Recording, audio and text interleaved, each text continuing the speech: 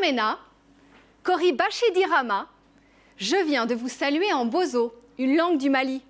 Si vous en avez aimé les sonorités, j'espère que vous en avez profité car cette langue meurt.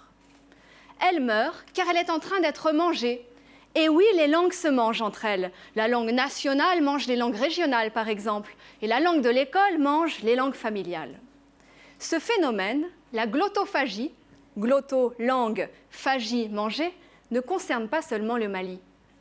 Actuellement, dans le monde, une langue meurt tous les 15 jours. Si on continue à ce rythme, la moitié du patrimoine linguistique mondial aura disparu dans moins de 100 ans.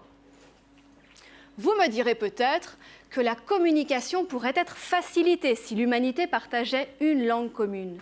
Le mythe de Babel. Mais quand on interdit une langue, des individus sont humiliés. Et la Déclaration universelle des droits linguistiques, oui, elle existe, bafouée.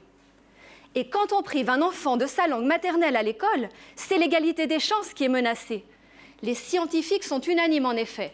Un enfant ne peut pas réussir sa scolarité dans une langue étrangère s'il n'a pas d'abord acquis les bases dans sa langue première.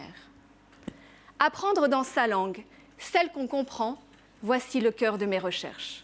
Je mène mon travail dans 2 pays multilingues, où le français est l'unique langue officielle, mais où la très grande majorité de la population ne parle pas français, le Mali, 56 langues, et le Sénégal, 37.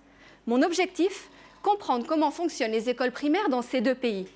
Est-ce que les enfants sont scolarisés uniquement en français, même s'ils ne comprennent pas cette langue, ou est-ce qu'ils le sont dans leur langue maternelle et en français? Pour répondre à cette question, j'ai filmé des séances de cours dans différentes écoles du Mali et du Sénégal. Le constat est le suivant. Dans certaines écoles expérimentales des 2 pays, les enseignants ont été formés pour animer leurs cours en langues africaines et en français. Dans leur classe, les enfants sont dynamiques, actifs, épanouis. Ils progressent vite car ils peuvent s'appuyer sur leur langue pour apprendre le français et les autres matières.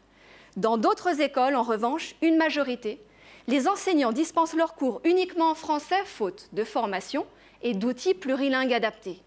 Dans leur classe, les enfants sont passifs, silencieux, bloqués dans leur apprentissage car ils ne comprennent pas la langue d'enseignement.